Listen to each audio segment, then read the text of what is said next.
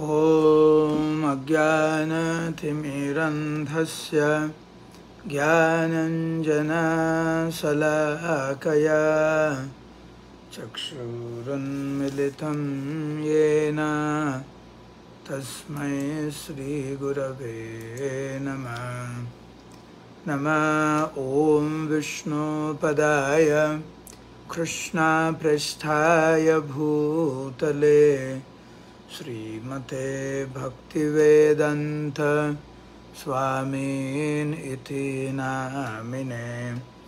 नमस्ते सारस्वती देवे गौरवाणी प्रचारिणे निर्विशेषशून्यवादी पाश्चात्यदेशतारिणे। श्रीचैतन्यमनोभीष्टं स्थापितं येन भूतले स्वयं रूप कदा मह्यं ददाति स्वपदान्तिकं। वन्देऽहं श्रीगुरौ श्रीयुतापदकमलं श्रीगुरुन् वैष्णवांश्च श्रीरूपं सकृजातं सहगना रघुनाथान्वितं तं सजीवं साद्वैतं सावधूतं परिजनसहितं कृष्णचैतन्यदेवं श्रीराधाकृष्णपादान् सहगना ललिता श्रीवृषाखन्वितांश्च। हे कृष्ण करुणा सिन्धु दीनबन्धु जगत्पते गोपेश गोपिका कान्त राधाकान्त नमस्तुते। तप्त काञ्चन गौरंगी राधे वृन्दावनेश्वरी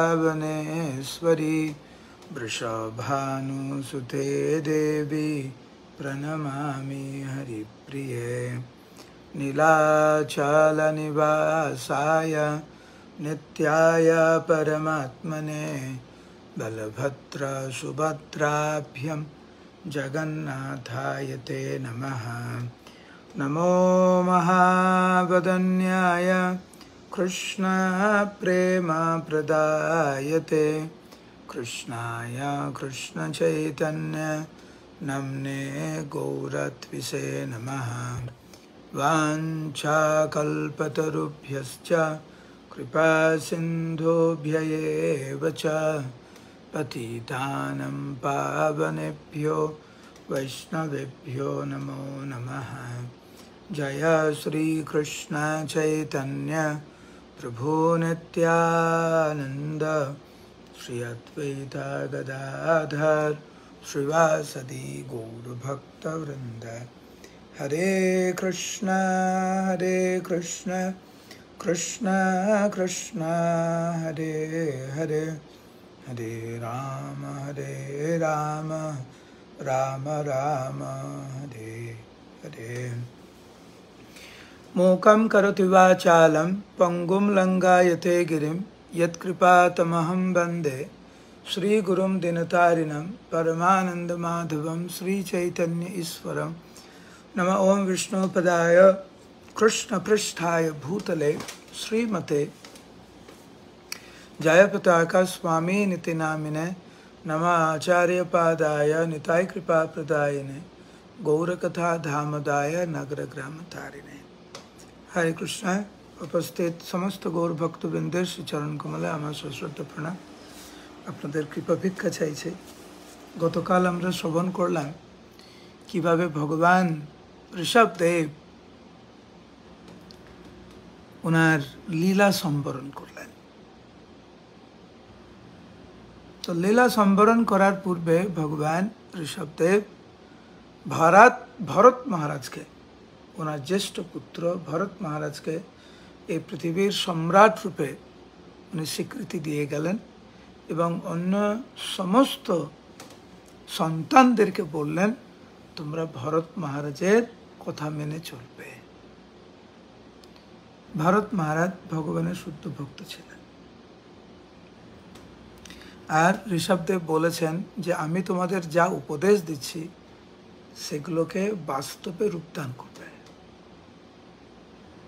আমি তোমাদের যা বলছি তোমরা সেই মতো কথা মেনে চলবে। একটা বিষয় লক্ষ্য করবেন, যখন গুরুদেব বা ভগবানের শুদ্ধ ভক্ত যখন কোনো কথা বলেন আমাদেরকে,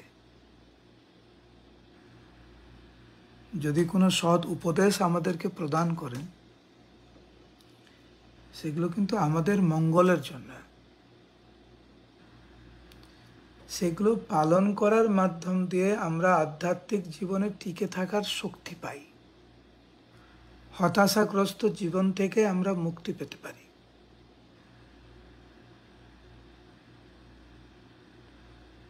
ভরত মহারাজের কাহিনী এক বিরল ঘটনা। যতক্ষণ পর্যন্ত ভগবান ঋষভদেবের কথা মেনে চলেছেন ভরত মহারাজ, ততদিন কিন্তু উনি ভগবত ভক্তির অত্যন্ত উন্নত স্তরে ছিলেন। পৃথিবীর সম্রাট উনি এত প্রভাবশালী ছিলেন, এত জনপ্রিয় ছিলেন ভরত মহারাজ, যে ভরত মহারাজের পূর্বে এই বর্ষের নাম ছিল হচ্ছে আজনভ। কিন্তু ভরত মহারাজ এতই জনপ্রিয় ছিল, এত সুন্দরভাবে সবাইকে পালন করছিলেন, যে এই পুরো বর্ষ ভরত মহারাজের নামে হয়ে গেল, আজনভ থেকে হয়ে গেল ভারতবর্ষ। আমি জানি না আপনাদের কয়জনের নামে দেশ আছে নাকি? অনেকে নিজের নামে বাড়ি করেন। এটা আপনার জনপ্রিয়তায় বাড়ি হয়নি, আপনি পয়সা দিয়ে খরচ করেছেন, সেই জন্য আপনার নাম আপনি লিখে দিয়েছেন। আপনি বলুন না, আপনাদের মধ্যে আমাদের মধ্যে কয়জন আছে আমাদের নামে রাস্তা আছে? রাস্তাও নেই। এখানে কেউ আছে যার নামে গ্রাম? রাস্তা নেই, গ্রাম নেই, শহর নেই, রাজ্য নেই, দেশ নেই, বর্ষ তো দূরের কথা। একটা সময় সারা পৃথিবী তো ভারতবর্ষ ছিল। সমগ্র পৃথিবীর সম্রাট যুধিষ্ঠির মহারাজ, সমগ্র পৃথিবীর সম্রাট ছিলেন ভগবান ঋষভদেব। এবং ভগবান ঋষভদেবের লীলা শেষ হওয়ার পরে সমগ্র পৃথিবীর সম্রাট হয়েছিলেন ভরত মহারাজ। এখন আমরা আমাদের ভেদাভেদের ফলে সব টুকরো টুকরো টুকরো টুকরো করে ভাগ হয়ে গেছে সব।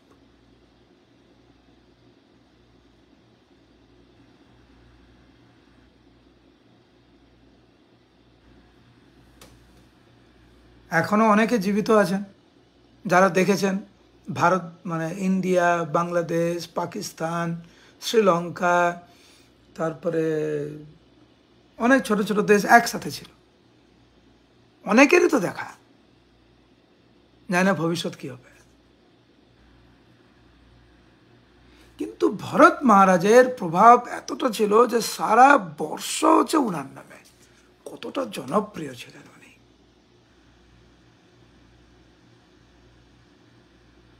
একটা জিনিস মনে রাখবেন, আমরা জীবনে যা চাই তা কিন্তু পেতে পারি ভগবানের এবং ভগবানের শুদ্ধ ভক্তের আনুগত্য থেকে। এবং যখনই আমরা ওই আনুগত্য আমরা ছেড়ে দেব, যখনই আমরা ভগবানের এবং প্রভুপাদ গুরুদেবের নির্দেশ আমরা পালন করব না, তখন কিন্তু আমাদের কোনো মূল্য থাকবে না। ভরত মহারাজ অক্ষরে অক্ষরে ওনার পিতা ভগবান ঋষভদেবের উপদেশ পালন করেছিলেন বলে সারা বর্ষ কিন্তু ওনার নামে।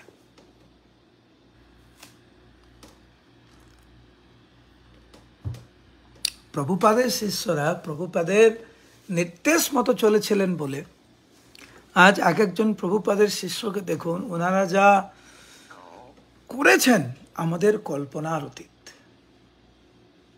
যা প্রাপ্ত হয়েছে কল্পনার অতীত। আমাদের পরমারাধ্য গুরুদেবকে দেখুন, গোপালকৃষ্ণ মহারাজ কিছুদিন আগে চলে গেলেন, ওনার জীবনী দেখুন। ভক্তচরণ স্বামী গুরু মহারাজ চলে গেলেন, ওনার জীবনী দেখুন। গৌর গোবিন্দ মহারাজ, ভক্তিতীর্থ মহারাজ ইত্যাদি। কেন এত মহিমান্বিত? কারণ ওনারা প্রভুপাদের আনুগত্য ছিলেন। ভরত মহারাজ উনার রাজ্যত্বকালে আজ নভ বর্ষ হয়ে গেল ভারতবর্ষ।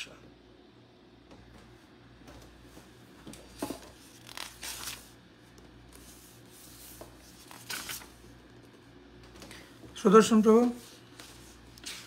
আপনি হচ্ছে শ্রীমদ্ ভাগবতের পঞ্চম স্কন্ধে সপ্তম অধ্যায় শ্লোক 6 নম্বর শ্লোক পড়ুন। 6।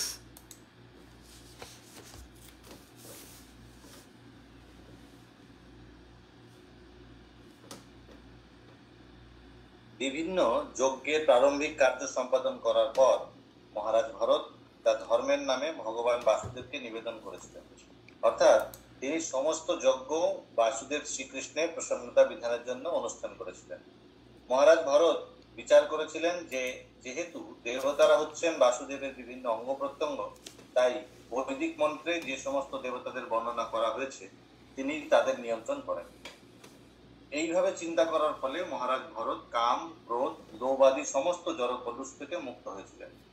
পুরোহিতেরা যখন যজ্ঞাগ্নিতে আহুতি প্রদান করার জন্য হবি গ্রহণ করতেন, তখন মহারাজ ভরত অত্যন্ত দক্ষতার সঙ্গে হৃদয়ঙ্গম করতেন কিভাবে বিভিন্ন দেবতাদের উদ্দেশ্যে অর্পিত সেই সমস্ত আহুতি ভগবানের বিভিন্ন অঙ্গ প্রত্যঙ্গে নিবেদন করা হচ্ছে। যেমন ইন্দ্র হচ্ছেন ভগবানের বাহু এবং সূর্য হচ্ছে তার চক্ষু। এইভাবে মহারাজ ভরত জানতেন যে বিভিন্ন দেবতাকে নিবেদিত আহুতি প্রকৃতপক্ষে ভগবান বাসুদেবের বিভিন্ন অঙ্গ প্রত্যঙ্গকে নিবেদন করা হচ্ছে। মহারাজ ভরত এত মহিমান্বিত ছিলেন কেন, তার বর্ণনা আমরা এখানে পাই। নিজে কৃষ্ণকেন্দ্রিক জীবনযাপন করেছেন। ওনার সমস্ত ক্রিয়াকলাপ, সমস্ত তপস্যা, সমস্ত যজ্ঞ, সমস্ত দান সব কৃষ্ণকেন্দ্রিক। এবং উনি প্রজাদেরও সেইভাবেই পরিচালিত করেছেন, যাতে তারাও কৃষ্ণকেন্দ্রিক জীবনযাপন করতে পারে। আমরা বারবার আলোচনা করছি যে আমাদের কিছু স্বভাব রয়েছে, সেই স্বভাবটা কৃষ্ণকেন্দ্রিক যাতে হয় সেই দিকে একটু মনোযোগ যাতে আমরা দেই। যারা সঙ্গীত পছন্দ করেন কৃষ্ণকেন্দ্রিক সঙ্গীত করুন, তাহলেই সঙ্গীতের সফলতা। অনেকে আঁকতে ভালোবাসেন, ভগবানের লীলাগুণ আঁকুন না। অনেকে খেতে ভালোবাসেন, প্রসাদ গ্রহণ করুন। বেড়াতে পছন্দ করেন, ভগবানের লীলাভূমি দর্শন করে আসুন। এইভাবে যদি আমরা কৃষ্ণকেন্দ্রিক জীবনযাপন করি তাহলে আমাদের মানব জীবন সফল হবে। এইভাবে ভারত মহারাজ কৃষ্ণকেন্দ্রিক জীবনযাপন করলেন এবং 1 কোটি বছর ভারত মহারাজ নিয়তি মহারাজ ভরতের জড় ঐশ্বর্য ভোগের কাল 1 কোটি বছর পর্যন্ত নির্ধারণ করছিল। সেই নির্দিষ্ট সময় গত হলে তিনি তার পিতামহের ধন সম্পদ তার পুত্রদের মধ্যে ভাগ করে দিয়ে সমস্ত ঐশ্বর্যের আগার স্বরূপ তার পৈতৃক গৃহ পরিত্যাগ করে হরিদ্বারে যেখানে শালগ্রাম শিলা পাওয়া যায় সেই পুলহ আশ্রমে গমন করেছিলেন।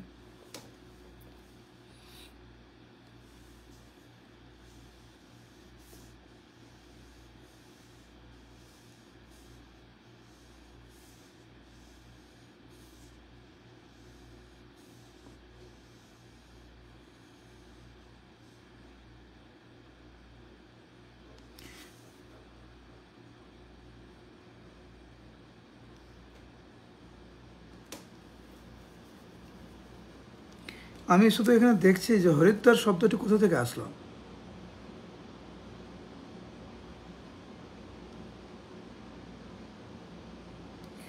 আমি পরে দেখব, কারণ ওয়ার্ড মিনিংয়ে কোনো হরিদ্বার শব্দটি নেই। এখানে লেখা আছে পুলহ আশ্রম, আশ্রমম প্রভব্রাজ।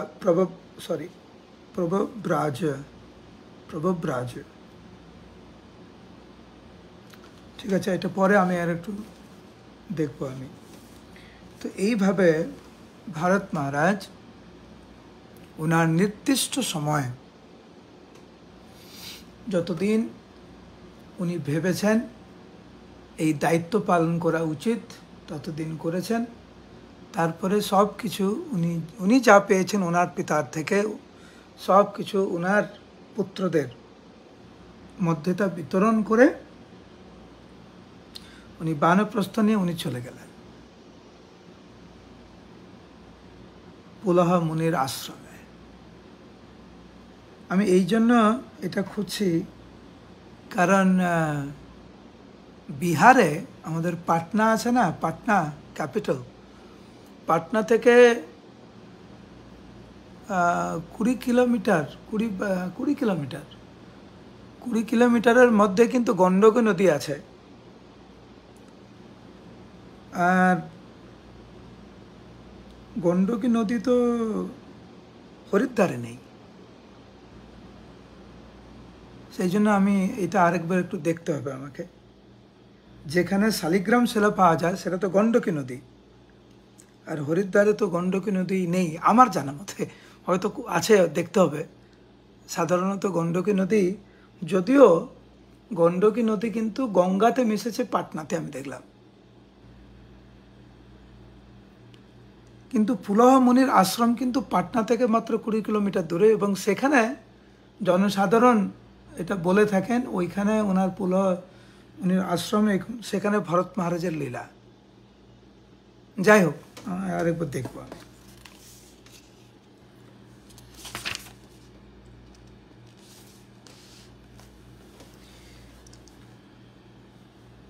আমরা আলোচনা করছিলাম কিছুদিন আগে যে আমাদের বাড়িতে যদি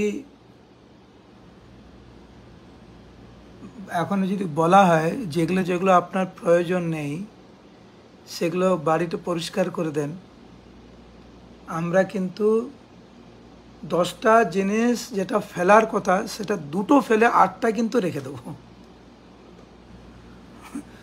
এই পুরনো প্লাস্টিক বোতল যদি লাগে 10 বছর পরে,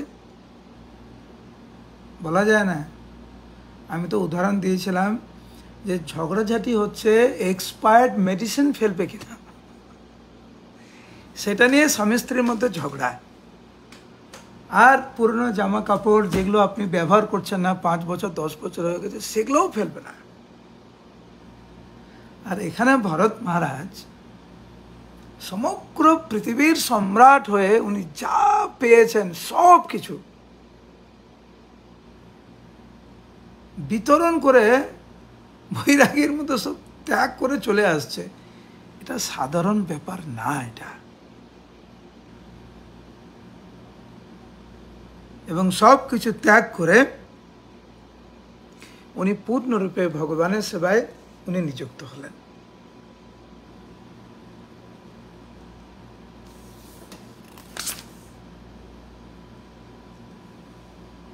তো এখানে বর্ণনা করা হলো। আচ্ছা, এই শ্লোকটি হচ্ছে 11 নম্বর শ্লোক।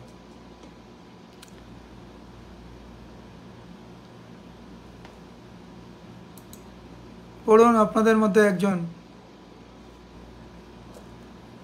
অনুবাদ। পুলহ আশ্রমের উপবনে মহারাজ আস্তে আস্তে আস্তে, ওরে বাপরে, আস্তে।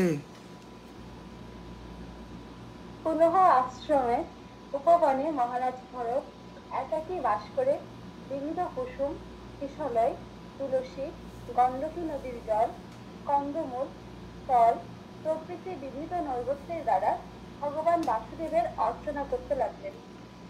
তার ফলে তার হৃদয় সম্পূর্ণরূপে নির্মল হয়েছিল এবং তিনি জড়সুখ ভোগের বাসনা থেকে সম্পূর্ণরূপে মুক্ত হয়েছিলেন। সেই অবিচলিত অবস্থায় তিনি পরম সন্তোষ এবং পরাভক্তি লাভ করেছেন।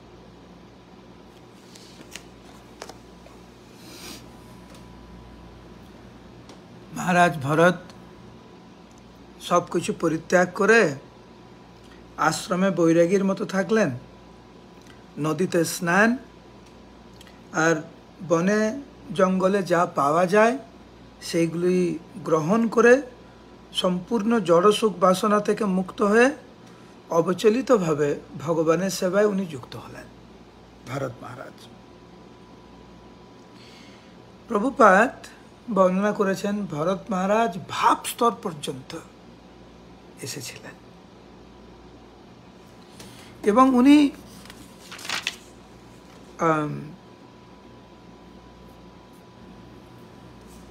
গভীর আনন্দ উনি অনুভব করেছেন ভগবানের সেবা করে।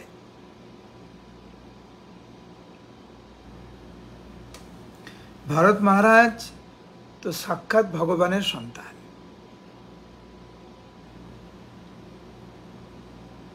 শুদ্ধ বৈষ্ণব উনি, কিন্তু একজন ভগবত ভক্ত সে যতই উন্নত স্তরে হোক না কেন, একটু যদি অসাবধানতা থাকে তাহলে যে কি বিপদ হতে পারে তার বর্ণনা এই অধ্যায়ে করা হয়েছে। সরি, এই অধ্যায় তো শেষ হয়ে গেল। এই পরের অধ্যায়ে বর্ণনা করা হয়েছে যে ভরত মহারাজের চরিত্র কথা, অষ্টম অধ্যায়। তো এইখানে সবাই একটু মন দিয়ে শুনবেন দয়া করে। তো ভরত মহারাজ এইভাবে উনি তপস্যা করছিলেন।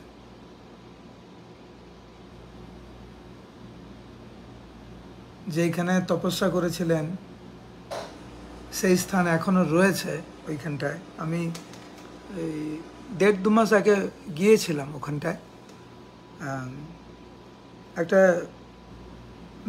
ভিডিও লাইভও মনে করেছিলাম ওইখান থেকে, ভরত মহারাজের ওখানে। এবং ভাগবতের বর্ণনা কিন্তু মিলে যায় ওখানে।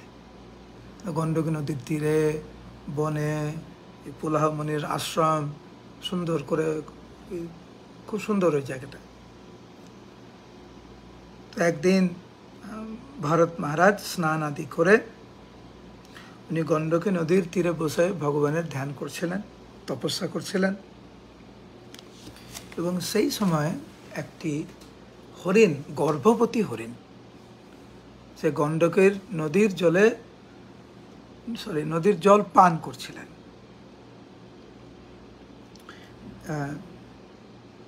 এখানে ভাগবতের বর্ণনা যে গভীর তৃপ্তি সহকারে উনি জল পান করছিলেন।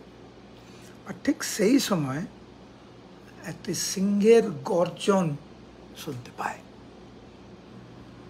তো হরিণের তো একটি তো নিজের জীবনের ভয়, আর মা তো নিজের থেকে তার সন্তানকে যিনি জন্ম দেবেন তার জন্য বেশি চিন্তিত। এবং এই হরিণের গর্জন শুনে, সিংহের গর্জন শুনে হরিণটি লাফ দেয় বাঁচার জন্য।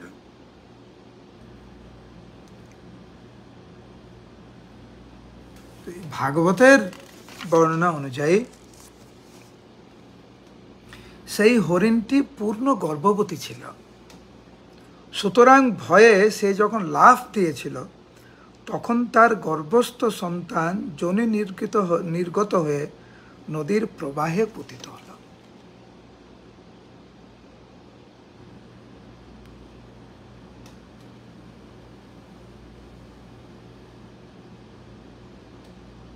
এবং কোনো না কোনোভাবে সে এদিকে চলে এসেছে নদীর এপারে, কিন্তু আসা মাত্রই তার মৃত্যু হয়। একদিকে সন্তান ভেসে যাচ্ছে আর একদিকে তার মৃত্যুবরণ হচ্ছে। আর ভরত মহারাজ এই দুটি দৃশ্য একসাথে দর্শন করছেন।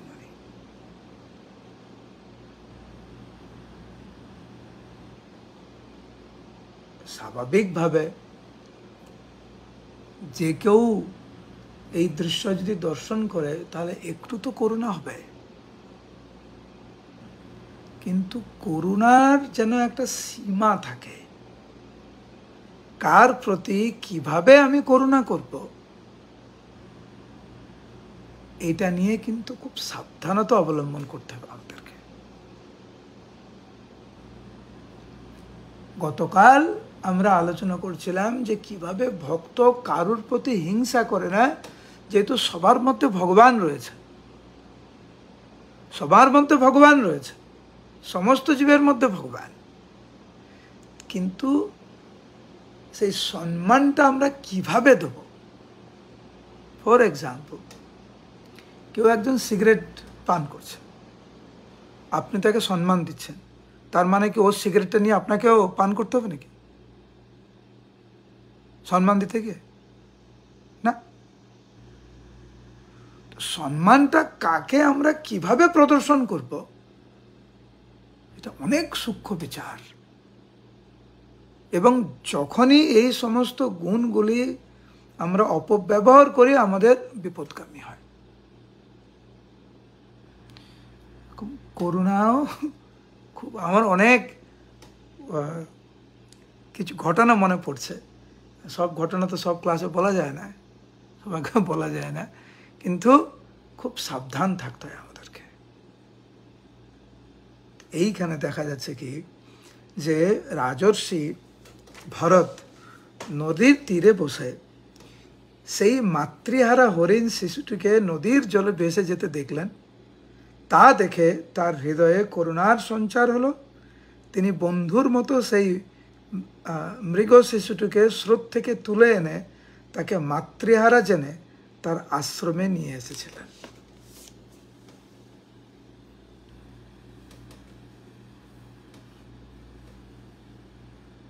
এইখানে ছিল প্রভুপাদের তাৎপর্য আমরা শ্রবণ করব। অচিন্তা লক্ষ্মী পড়ো, তাৎপর্য পড়ো, 7 নম্বর শ্লোকের তাৎপর্য আস্তে আস্তে পড়বে।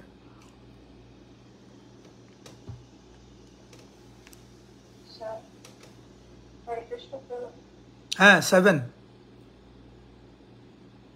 রাজর্ষি ভরত না না না, প্রকৃতির নিয়ম যে কি সেটা পড়ো, তাৎপর্য পড়ো।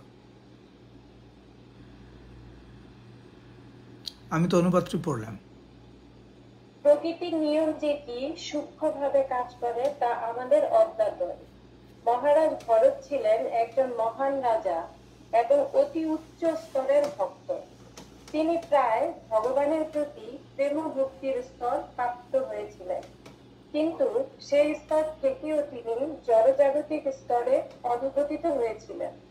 ভগবত গীতায় তাই সাবধান করে দেওয়া হয়েছে, জংহীন ব্যথয়ন্ততে পুরুষম পুরুষর্ভ সম দুঃখ সুখম ধীরম সহমৃতত্বায় কল্পতে। হে পুরুষ শ্রেষ্ঠ অর্জুন, যিনি সুখ এবং দুঃখ উভয় অবস্থাতেই অবিচলিত থাকেন, তিনি অবশ্যই মুক্তি লাভের যোগ্য। ভগবত গীতা 2য় অধ্যায় 15 নম্বর শ্লোক। ভববন্ধন থেকে মুক্তি লাভের বিষয়ে অত্যন্ত সতর্ক থাকা উচিত, কারণ একটি ছোট ভুলের ফলে পুনরায় ভববন্ধনে অধঃপতিত হওয়ার সম্ভাবনা থাকে। মহারাজ ভরতের চরিত্র অধ্যয়ন করে আমরা সমস্ত জড়জাগতিক আসক্তি থেকে সম্পূর্ণরূপে মুক্ত হওয়ার কৌশল সম্বন্ধে শিক্ষা লাভ করতে পারি। পরবর্তী শ্লোকে আমরা দেখতে পাবো কিভাবে হরিণ শিশুটির প্রতি অত্যধিক মমতার ফলে ভরত মহারাজকে মৃগ শরীর প্রাপ্ত হতে হয়েছিল। আমাদের কর্তব্য অন্য সকলের প্রতি কৃপাপরায়ণ হয়ে তাদের জড়স্তর থেকে চিন্ময় স্তরে উন্নীত করা। তা না হলে আমরা মমতার বন্ধনে জড়িয়ে চিন্ময় স্তর থেকে জল স্তরে অধঃপতিত হতে পারি। হরিণ শিশুটির প্রতি মহারাজ ভরতের মমতাই ছিল তার অধঃপতনের সূত্রপাত।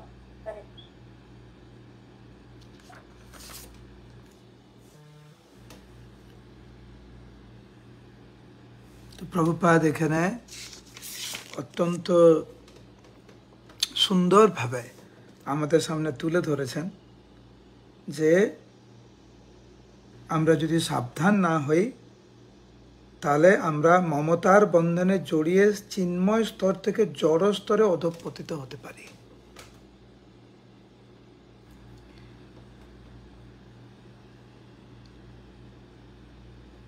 আমি বললাম সবকিছুর একটা সীমা থাকে একটা, এবং সীমাকে অতিলঙ্ঘন আমরা যখন লঙ্ঘন করব তখনই কিন্তু অধঃপতন। এবং ভরত মহারাজের এই যে দৃষ্টান্ত তা সবার কাছে শিক্ষণীয়। মায়া যে কারুকে ছেড়ে কথা বলে না, তাই এখানে প্রভুপাদ তুলে ধরেছেন। এবং মায়া যে কিভাবে কাজ করবে তা আমরাও বুঝতে পারি না। আমরা কিন্তু প্রথমেই ভাবি এটা ঠিকই আছে, এটা ঠিক আছে, এটা তো কোনো অসুবিধা নেই। দেখো এই হরিণ পড়ে যাচ্ছে, পড়ে গেল, মরে গেল, জলে ভেসে যাচ্ছে, আমি যদি রক্ষা না করি তাহলে আর কে করবে? আমি ছাড়া কেউ আছে? কেউ নাই।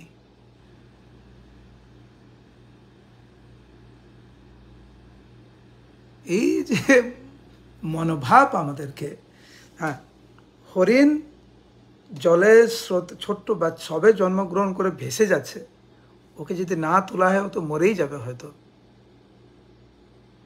সেইটাকে একটা জায়গায় গিয়ে যদি বন্ধ রাখা হতো তাহলে ঠিক থাকতো। কিন্তু ভরত মহারাজের যে লীলা বর্ণনা, সেখানে এখানে বর্ণনা করা হয়েছে যে ধীরে ধীরে মহারাজ ভরত সেই মৃগটির প্রতি অত্যন্ত আসক্ত হয়ে পড়েছিলেন। তৃণ আদি দ্বারা পোষণ, বাঘ এবং অন্যান্য হিংস্র প্রাণীদের আক্রমণ থেকে তাকে রক্ষা, কণ্ডয়ন আদির দ্বারা প্রীতি সম্পাদন, চুম্বন আদির দ্বারা লালন প্রকৃতির দ্বারা তিনি তাকে গভীর স্নেহে লালন পালন করতে লাগলেন। এইভাবে হরিণ শিশুটির প্রতি আসক্ত হয়ে মহারাজ ভরত তার আধ্যাত্মিক উন্নতি সাধনের কর্তব্য কর্মগুলি বিস্মৃত হয়েছিলেন এবং ধীরে ধীরে তিনি ভগবানের আরাধনা থেকেও ভ্রষ্ট হয়েছিলেন। এইভাবে কিছুদিনের মধ্যেই তিনি তার পারমার্থিক উন্নতি সাধনের উদ্দেশ্য সম্পূর্ণভাবে বিস্মৃত হয়েছিলেন।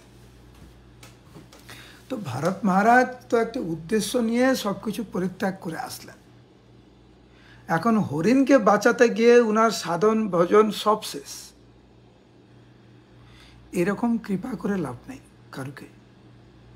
এমন কৃপা যে আর ষোলমালার জপ নেই, আর সাধন ভজন নেই, আর প্রচার নেই, কিছু নেই, এটা কিন্তু ভয়ঙ্কর অবস্থা।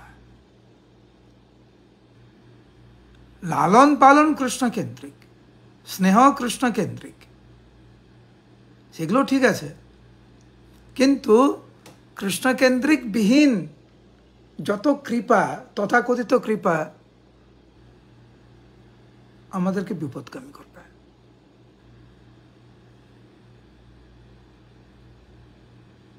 এই জন্য প্রভুপাদ এখানে তাৎপর্য বলছেন, এই দৃষ্টান্ত থেকে আমরা বুঝতে পারি বিধি নিষেধগুলি পালন করে এবং নিয়মিতভাবে হরে কৃষ্ণ মহামন্ত্র জপ করে আধ্যাত্মিক কর্তব্য সম্পাদন করার ব্যাপারে আমাদের কত সতর্ক থাকা উচিত। যদি আমরা এই যে বিধি নিষেধগুলি নিয়মিতভাবে যদি আমরা জপ করি, তাহলে কিন্তু আমরা বুঝতে পারবো যে করুণাটা কোন জায়গায় প্রয়োগ করা উচিত এবং কোন জায়গায় প্রয়োগ করা উচিত নয়। আমরা যদি তাতে অবহেলা করি তাহলে অবশেষে আমাদের অধঃপতন হবে। আমাদের অবশ্য কর্তব্য হচ্ছে প্রতিদিন ব্রহ্ম মুহূর্তে শয্যা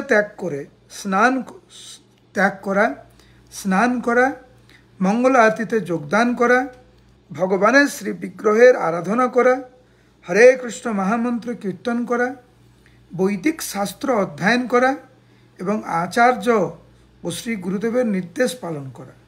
এই পন্থা থেকে যদি আমরা বিচ্যুত হই তাহলে আমরা যতই উন্নতি স্তরের ভক্ত হই না কেন, আমাদের অধঃপতন হতে পারে।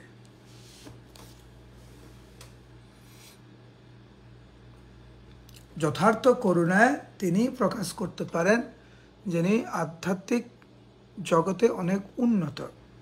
ভরত মহারাজ আধ্যাত্মিক জগতে উন্নত ছিলেন, কিন্তু করুণা করতে গিয়ে ওনার যে সাধন ভজন এগুলো বিস্মৃত হয়েছিল, সেই জন্যই পতনের কারণ হল। সেই জন্য অত্যন্ত সাবধানতা অবলম্বন করতে হয়।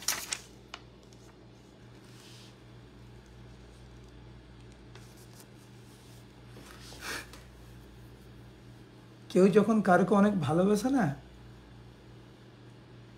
তখন তিনি মনে করেন এই মানুষটি পৃথিবীর মধ্যে সবচাইতে সুন্দর, এর সমস্ত কার্যকলাপ পৃথিবীর সবচাইতে বেশি আকর্ষণীয়। সে যদি আপনাকে ঘুষিও মারে না, তখন আপনি ভাববেন দেখো কত সুন্দর করে হাতটা আমার এখানে দিল।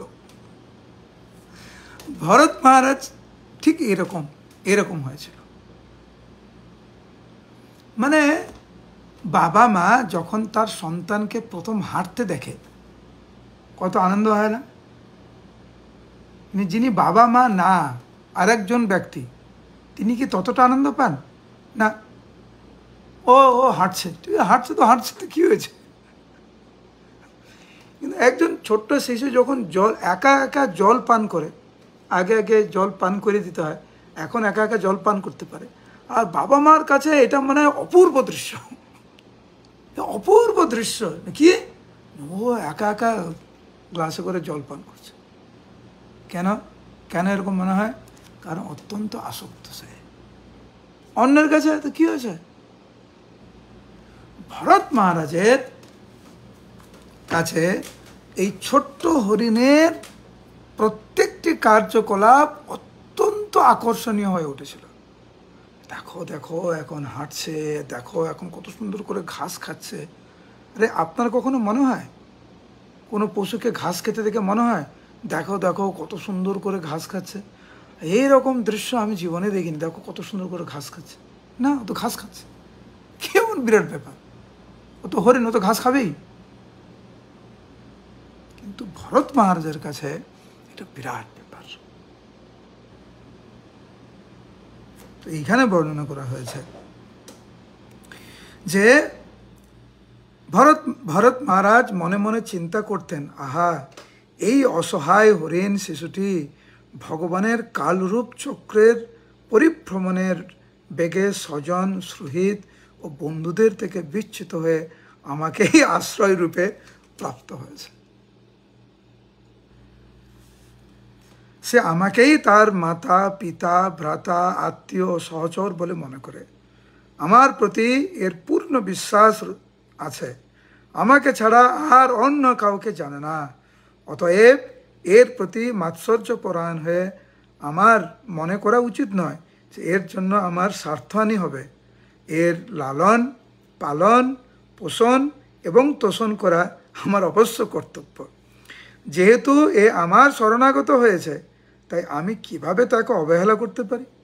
যদিও এই হরিণটির জন্য আমার পারমার্থিক কর্তব্য ব্যাহত হচ্ছে, তবুও শরণাগতের অবহেলা করা উচিত নয়, তাহলে সেটি মস্ত বড় অন্যায় হবে। যখন আমরা কারোর প্রতি বা কোনো বিষয়ের প্রতি, কোনো বস্তুর প্রতি যখন আকর্ষিত হয়ে যাই, আমাদের বুদ্ধি কাজ করে না। সোজা কথা, অন্ধ হয়ে যাই আমরা। এই জন্য দেখবেন একজন সন্তান তার পিতাকে, বাস্তব কথা বলছি, পিতাকে হত্যা করে কেন? তার ধন সম্পদ পাওয়ার জন্য। ভাইয়ে ভাইয়ে ঝগড়া, তারা এত সুন্দরভাবে ছোটবেলা যদি ছবি দেখেন, দুই ভাই কত আপন, ও না খেলে এ খাবে না, এত আপন। তারা যখন বড় হয়, বাবা মায়ের সম্পত্তি নেওয়ার জন্য যে কি অশান্তি সংসারে, বাবা মা বসে বসে শুধু ক্রন্দন করে। সেই জন্য যখনই আমরা জড়বস্তুর প্রতি আমরা আকর্ষিত হয়ে যাই, অত্যাধিক আকর্ষিত হয়ে যাই, আমাদের বুদ্ধি কাজ করে না। তখন আমরা ভাবি যে এই সম্পর্ক টিকিয়ে রাখার জন্য যদি আমার আধ্যাত্মিক অগ্রগতি হ্রাস হয় তো কি হয়েছে, কোনো অসুবিধা নেই। সেই জন্য অত্যন্ত সাবধানতা অবলম্বন করা উচিত আমাদের। হরে কৃষ্ণ কৃষ্ণ কৃষ্ণ হরে হরে, হরে রাম রাম রাম হরে হরে। তা আমরা তো এই সব কিছু আলোচনা করছি। আমরা আমাদের মধ্যে অনেক গুণ রয়েছে। ভরত মহারাজের যে পরিস্থিতি, আমাদের অনেকেরই এই পরিস্থিতি। কিন্তু ধীরে ধীরে এই শ্রবণের ফলে, সাধুগুরু বৈষ্ণবের কৃপার ফলে ধীরে ধীরে আমরা আশা করি একদিন এই স্তরে আমরা আসব। তো কোনো কিছুর বিনিময়ে আমরা ভক্তির পথ থেকে আমরা বিচ্যুত হতে চাই না। আমরা ভুল করি, ভুল থেকে সংশোধন হই, আবার ভুল করি, আবার সংশোধিত হই, আবার ভুল করি। এইভাবে ধীরে ধীরে আমরা আধ্যাত্মিক জীবনে আমরা অগ্রগতি লাভ করব। যতই আমরা শ্রবণ করব, ততই আমাদের উপলব্ধি আরো গভীর হবে। এখন কি হয়, এখন আমাদের হচ্ছে শ্মশান বৈরাগ্য। শ্মশান বৈরাগ্য মানে বুঝেন? কেউ মরে গেল, আপনার সামনে কেউ দেহত্যাগ করলো, তখন আপনার মনে হলো আহা, সত্যিকারে এই জড়জগৎ অনিত্য, এই লোকটার কত কিছু ছিল, সব কিছু শেষ হয়ে গেল, তাহলে আমার এত আসক্তি ঠিক না। এখন থেকে সত্যিকারের আমার যা কিছু আছে ভগবানের সেবায় নিয়োজিত করব, ভক্তদের সাথে ভালো ব্যবহার করব, ভালো করে জপ করব। এখন থেকে 2:30টার সময় ঘুম থেকে উঠব, এখন থেকে প্রত্যেক দিন 25 মালা জপ করব। যদি কালকের আমি মরে যাই তাহলে কি হবে আমার? এই করে 1-2 দিন ভালো করে চলে, আবার যে কে সেই। আমি আমার নিজের কাহিনী বলছি, নিজের সত্যিকারের বলছি, একদম বাস্তব শ্মশান বৈরাগ্যের একটা জ্বলন্ত দৃষ্টান্ত নারুগোপাল দাস বলছি আপনাকে। তখন আমি মায়াপুরের সিও ছিলাম। তো আমাদের একজন ব্রহ্মচারী দেহ রেখেছে, আর আমি না এই শ্মশান ঘাট এইসব খুব ভয় পেতাম।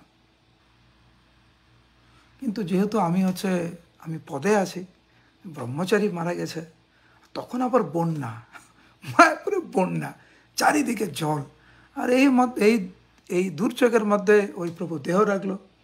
এখন অন্যান্য ব্রহ্মচারীরা ভয় পাচ্ছে, আবার আমাদেরকে রাত্রিবেলা যেহেতু চারিদিকে তো জল হয়ে গেছে, তো দাহ করার জন্য আমাদেরকে নবদ্বীপে যে শ্মশান ঘাট আছে ওইখানে যেতে হবে, কারণ অন্য কোনো স্থান নেই আমাদের যে দাহ করা হবে। তো বড় নৌকা নিয়ে আসা হয়েছে। এখন কে ব্রহ্মচারী যাবে? আর আমি যদি সবাইকে পাঠাই, আমি যদি না যাই, দেখতে কেমন লাগে না? তো ভিতরে ভিতরে অনেক ভয়, আর বাইরে অনেক সাহস দেখাচ্ছি, আমি যাব, সবাই আমার সাথে চলো। যেহেতু আমি যাচ্ছি, অনেক ভক্ত এসছে, ব্রহ্মচারী অনেক পুরনো ব্রহ্মচারী ছিল, অনেক সেবা করেছে মায়াপুরে। তো অনেকজন আমরা গিয়েছি, রাত্রিবেলা 12টা-1টার সময় গিয়েছি আমরা দাহ করার জন্য। আর গিয়েই দাহ করা যায় না, কারণ লম্বা লাইন, তো সিরিয়াল হিসাবে আপনাকে দাহ করাতে হবে। আমরা যখন যাই তখন হিসাব করে দেখা গেল যে আমাদের বেশ কয়েক ঘন্টা আমাদেরকে অপেক্ষা করতে হবে। তো ভক্তরা কীর্তন করছে, আর আমার তো অনেক ভয়, কিন্তু আমার কি যেন মনে হলো যে যেহেতু আমি এসেই গেছি এখানে, তাহলে শ্মশান ঘাটটা যে কি একটু ভালো করে একটু উপলব্ধি করি। আমি ভক্তরা ওখানে কিছুক্ষণ কীর্তন করে আমি দেখছি ওইখানে লম্বা লাইন, এক একটি দেহ শায়িত করা আছে কাপড় ঢাকা দিয়ে। আর আত্মীয় স্বজনরা সব কান্নাকাটি করছে। আমি এক একজনের কাছে যাচ্ছি, জিজ্ঞাসা করছি কি হলো, কি করে মারা গেল। আর সাধুর বেশ ছিলাম তো, তো সবাই আমাদেরকে দেখে একটু ভাবছে সাধু এসছে, এটা কিছু বলতে চায়, তো বলছে এই করে মারা গেল, কান্নাকাটি করছে, আমাদের হাত হাত ধরে কান্নাকাটি করছে। তো আমি এরকম অনেকগুলো কাহিনী শোনার পরে সত্যিকারে আমার বৈরাগ্যের উদয় হয়ে গেছে। আমি ভাবছি সত্যিকারের ভাগবতের বর্ণনা সাক্ষাৎ দর্শন করছি। সত্যিকারে এবারে যখন ফিরে যাব কালকে, কালকে ভোর হয়ে গেছে তো এখন যখন আমি ফিরে যাবো, এখন থেকে ভালো ভক্ত হতেই হবে আমার। সত্যিকারের যে কোনো সময় একটু দেহ রাখবো। আর ওখানে আমি বাচ্চাকেও দেখেছি, বৃদ্ধ লোকদেরকেও দেখেছি যারা মৃত্যুবরণ করেছে আর কি, বিভিন্ন মাতাজি, প্রভুজি, শিশু, কন্যা, পুত্র, অনেকজন। আপনি নবদ্বীপ ঘাটে যান, শ্মশান ঘাটে যান, যে কোনো সময় অনেক মৃতদেহ দেখবেন। কখনো কখনো 6-7 ঘন্টা অপেক্ষা করতে হয় দাহ করার জন্য। এবং বৈরাগ্যের ভাব নিয়ে আমি এসেছিলাম, মন্দিরে ফিরে এসেছিলাম। 7 দিন 10 দিন ছিলাম। তবে শ্মশান ঘাটে যে গিয়েছিলাম, ওর কোনো যে অনুভব হয়েছিল ওটাও ভুলে গেছি।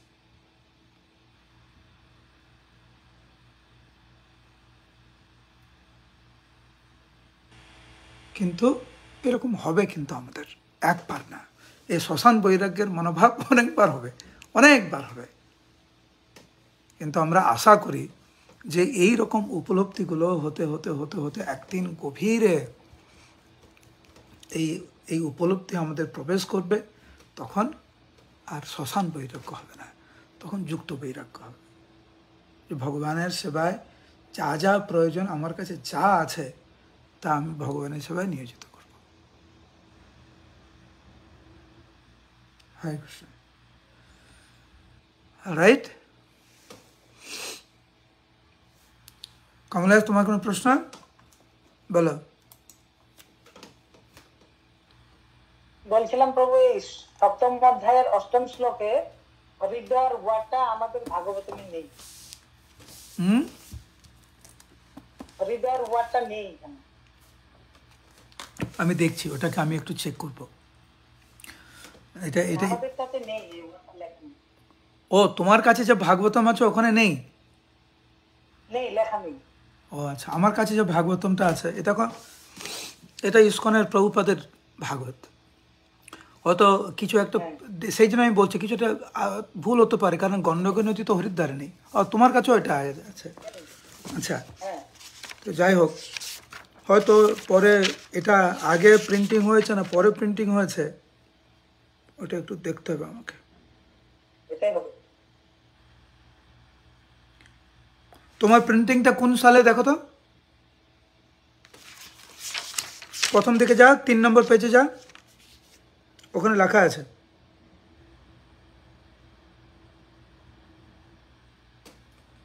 কত নম্বর প্রিন্টিং? আমারটা হচ্ছে 11 প্রিন্টিং, 2019। এটা হচ্ছে 2017। তোমারটা 2017। ঠিক আছে, আমি একটু খোঁজ নেবো এটা হরিদ্বার কি করে আসলো, আর ইংরেজিতে প্রভুপাদ দিয়েছেন কিনা সেটাও দেখতে হবে একটু। ঠিক আছে, হরে কৃষ্ণ। সবাই ভালো থাকবেন। আশা করি আমরা আগামীকাল ক্লাস করতে পারবো। হরে কৃষ্ণ। অনেকে গুরু মহারাজকে নিয়ে চিন্তা করছেন। গুরু মহারাজ মায়াপুরে এসেছিলেন, তো উনি আবার কলকাতায় গিয়েছেন এই কারণ গুরু মহারাজ যে ডায়ালিসিস যে দরকার, মায়াপুরে সেই সেট আপটা করা হয়েছে, কিন্তু ওখানে একটা ভুল বোঝাবুঝির জন্য ওরা দ্বিতীয় যে ডায়ালিসিস করার কথা ছিল মায়াপুরে, সেটা করতে পারেনি। সেজন্য গুরু মহারাজ কলকাতায় গিয়েছেন ডায়ালিসিসের জন্য। এর মধ্যে যে ত্রুটিগুলো আছে সেই ত্রুটিগুলো সংশোধন করার পরে গুরু মহারাজ কিছুদিন কলকাতায় থেকে ওখানে তারপরে আপনার মায়াপুরে আসবেন। হরে কৃষ্ণ।